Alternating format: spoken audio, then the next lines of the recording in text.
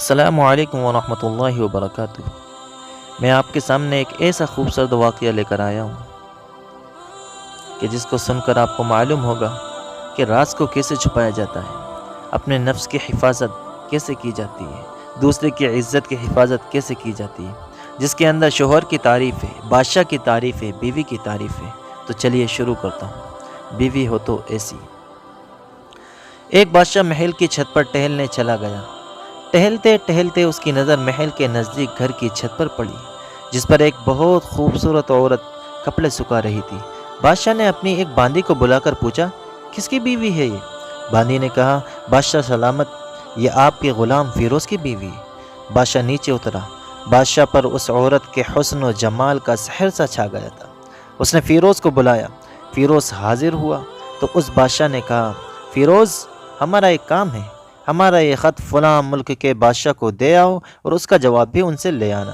فیروز اس خط کو لے کر گھر واپس آ گیا۔ خط کو اپنے تکیے کے نیچے رکھ دیا، سفر کا سامان تیار کیا، رات گھر میں گزاری اور صبح منزل مقصود پر روانہ ہو گیا۔ اس بات سے لا علم کہ بادشاہ نے اس کے ساتھ کیا چال چلی ہے۔ ادھر فیروز جیسے ہی نظروں سے اجل ہوا، بادشاہ چپکے سے فیروز کے گھر پر پہنچا اور آہستہ سے فیروز کے گھر کا دروازہ کھٹکھٹایا۔ فیروز کی بیوی نے پوچھا، کون ہے؟ بادشاہ نے کہا، میں بادشاہ ہوں، تمہارے شوہر کا مالک۔ تو اس نے دروازہ کھولا۔ بادشاہ اندر آ کر بیٹھ گیا۔ فیروز کی بیوی نے حیران ہو کر کہا، آج بادشاہ سلامت یہاں ہمارے غریب خانے میں؟ بادشاہ نے کہا، میں یہاں مہمان بن کر آیا ہوں۔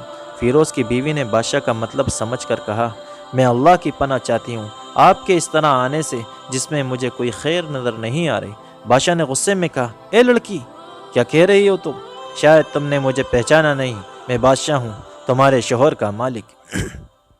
فیروز کی بیوی نے کہا، بادشاہ سلامت، میں جانتی ہوں کہ آپ ہی بادشاہ ہیں، لیکن بزرگ کہہ گئے ہیں، شیر کو اگرچہ جتنی بھی تیز بھوک لگی ہو، لیکن وہ مردار تو نہیں کھانا شروع کر دیتا۔ اور کہا، بادشاہ سلامت، تم اس کٹورے میں پانی پینے آ گئے ہو جس میں تمہارے کتے نے پانی پیا ہے۔ بادشاہ اس عورت کی باتوں سے بڑا شرمسار ہوا اور اس کو چھوڑ کر واپس چلا گیا، لیکن اپنی چپل وہیں پر بھول گیا۔ یہ سب تو بادشاہ کی طرف سے ہوا۔ اب فیروز کو آدھے راستے میں یاد آیا کہ جو خط بادشاہ نے اسے دیا تھا وہ تو گھر پر ہی چھوڑ آیا۔ اس نے گھوڑے کو تیزی سے واپس موڑ کر اور اپنے گھر کی طرف لپکا، اور فیروز اپنے گھر پہنچا تو تکیے کے نیچے سے خط نکالتے وقت اس کی نظر پلنگ کے نیچے پڑے بادشاہ کی چپل پر پڑی۔ وہ جلدی میں بھول گیا تھا۔ فیروز کا سر چکرا کر رہ گیا اور وہ سمجھ گیا کہ بادشاہ نے اس کو سفر پر صرف اس لیے بھیجا تھا کہ وہ اپنا مطلب پورا کر سکے۔ فیروز کسی کو کچھ بتائے بغیر چپ چاپ گھر سے نکلا۔ خط لے کر وہ چل پڑا اور کام ختم کرنے کے بعد بادشاہ کے پاس واپس آیا تو بادشاہ نے انعام کے طور پر اسے 100 دینار دیے۔ فیروز دینار لے کر بازار گیا اور عورتوں کو استعمال کے قیمتی کپڑے اور کچھ تحائف بھی خرید دیے۔ کچھ گھر پہنچ کر بیوی کو سلام کیا اور کہا، چلو تمہارے مائکے چلتے ہیں۔ بیوی نے پوچھا، یہ کیا ہے؟ کہا، بادشاہ نے انعام دیا ہے اور میں چاہتا ہوں کہ یہ پہن کر اپنے گھر والوں کو بھی دکھاؤ۔ بیوی جیسے آپ چاہتے ہیں۔ بیوی تیار ہوئی اور اپنے والدین کے گھر اپنے شوہر کے ساتھ روانہ ہوئی۔ داماد اور بیٹی اور ان کے لائے گئے تحائف کو دیکھ کر وہ لوگ بہت خوش ہوئے۔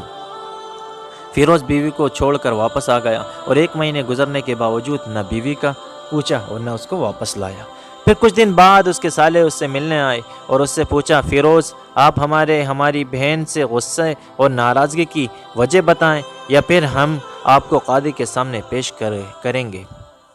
تو اس نے کہا، اگر تم چاہو تو کر لو، لیکن میرے ذمے اس کا ایسا کوئی حق باقی نہیں ہے جو میں نے ادا نہ کیا۔ وہ لوگ اپنا کیس قاضی کے پاس لے گئے تو قاضی نے فیروز کو بلایا۔ قاضی اس وقت بادشاہ کے پاس بیٹھا ہوا تھا۔ لڑکی کے بھائیوں نے کہا، اللہ بادشاہ سلامت اور قاضی القضاء کو قائم دائم رکھے۔ قاضی صاحب، ہم نے ایک سرسبز باغ، درخت پھلوں سے بھرے ہوئے اور ساتھ میں میٹھے پانی کا کنواں اس شخص کے حوالے میں دیا تو اس شخص نے ہمارا باغ اجاڑ دیا، سارے پھل کھا لیے، درخت کاٹ لیے اور کنویں کو خراب کر کے بند کر دیا۔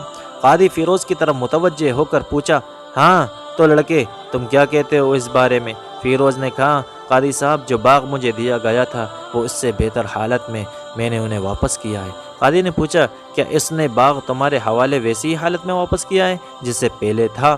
انہوں نے کہا ہاں ویسی ہی حالت میں واپس کیا ہے، لیکن ہم اس سے باغ واپس کرنے کی وجہ پوچھنا چاہتے ہیں۔ قاضی ہاں فیروز، تم کیا کہنا چاہتے ہو اس بارے میں؟ فیروز نے کہا قاضی صاحب، میں باغ کسی بغض یا نفرت کی وجہ سے نہیں چھوڑا، بلکہ اس لیے چھوڑا کہ ایک دن میں باغ میں آیا تو اس میں نے شیر کے پنجوں کے نشان دیکھے تو مجھے خوف ہوا کہ شیر مجھے کھا جائے گا، اس لیے شیر کے اکرام کی وجہ سے میں نے باغ میں جانا بند کر دیا۔